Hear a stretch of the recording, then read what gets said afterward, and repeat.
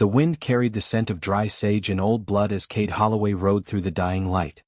His horse's hooves struck the earth with a solemn rhythm, like the ticking of a clock counting down to something he couldn't yet name.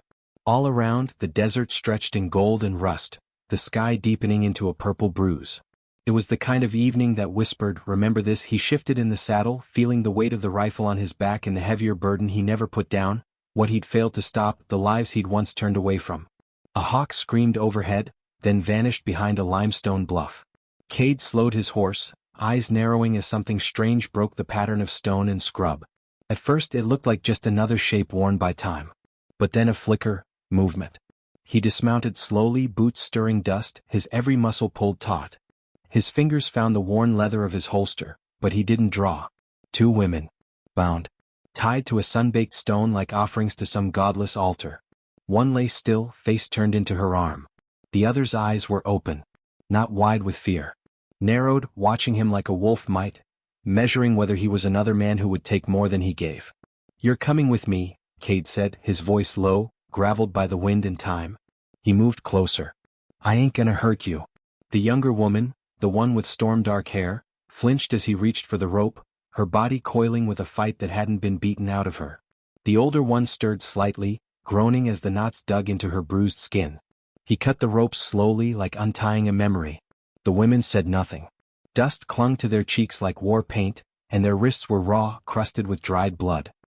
He offered a canteen, holding it out with calloused fingers that trembled just enough to betray something buried deep. The older woman took the water first. She sipped, then passed it.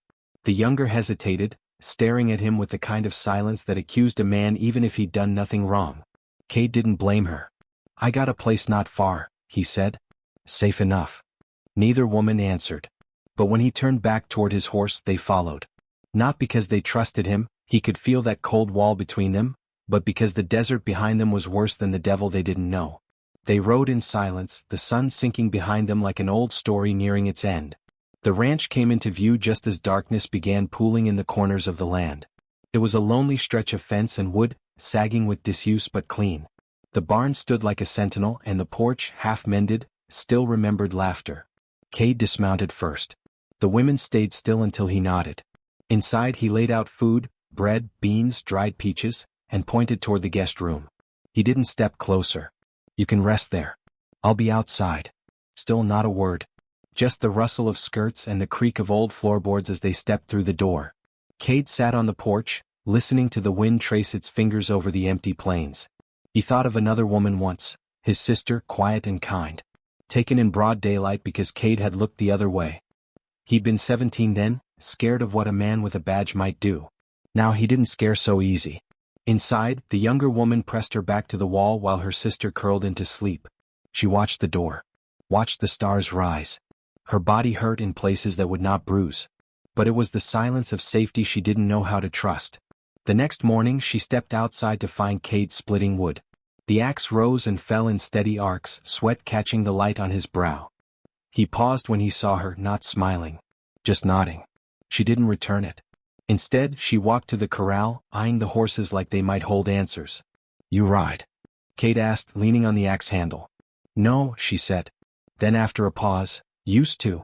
Her voice was low, melodic in the way rivers hum when they're half frozen. He didn't press. Names hadn't been exchanged. Some things came slower than speech. The days passed gently, like sand through fingers. The older woman, Emma, he learned by overhearing, began to sweep the porch in the mornings. She moved stiffly, like someone whose bones remembered more winters than her face showed.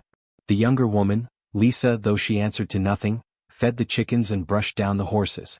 She kept distance, but there was a steadiness in her now, like she was starting to believe in the rhythm of breath again. Cade said little. He was a man built of silence and regrets, and he wore them like an old coat.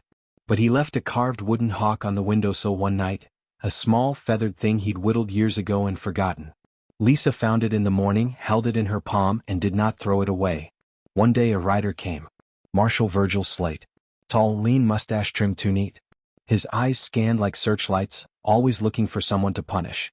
"Word is you got 2 Indian women out here," he said, not bothering to dismount. Cade stood in the doorway, arms folded.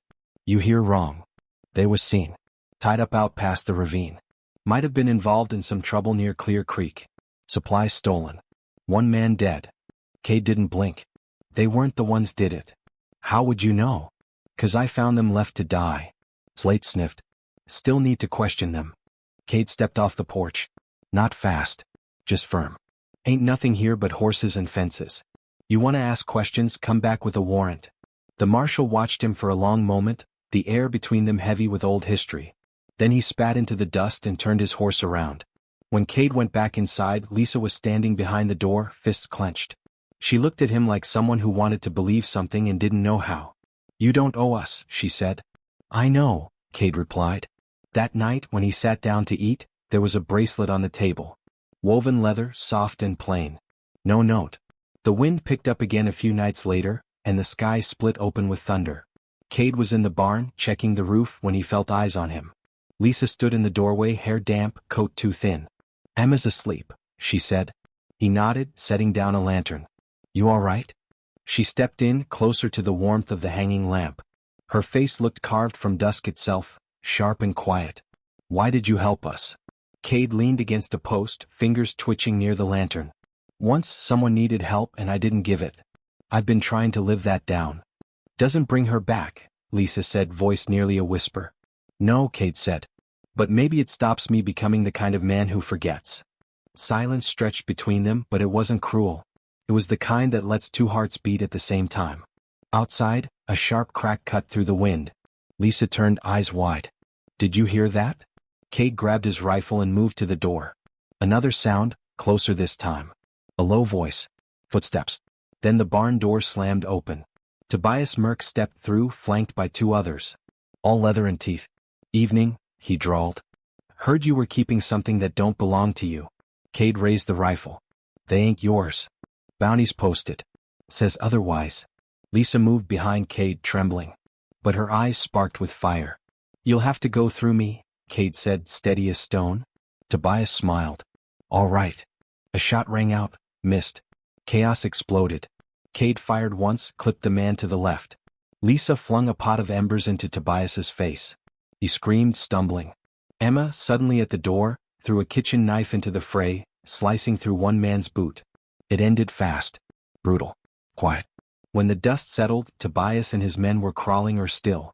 Cade leaned against the wall, blood soaking his sleeve. Lisa rushed to him, pressing her hand to the wound. Stay with me.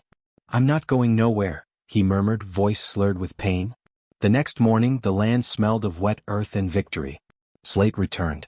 Surveyed the mess. Said nothing about the men, just glanced at Lisa, then Cade. They stayin'? He asked. They're under my roof, Cade said. That's all you need to know. Slate nodded. For once that was enough. Later, on the porch, Lisa sat beside him. Their hands touched. She didn't pull away. I never said thank you, she murmured. You don't have to, he said. The silence that followed was full of something new. Not tension. Not regret. But the slow unfurling of a second chance. And far away, the desert watched, the sky softening above them like it too believed some things lost could be found again.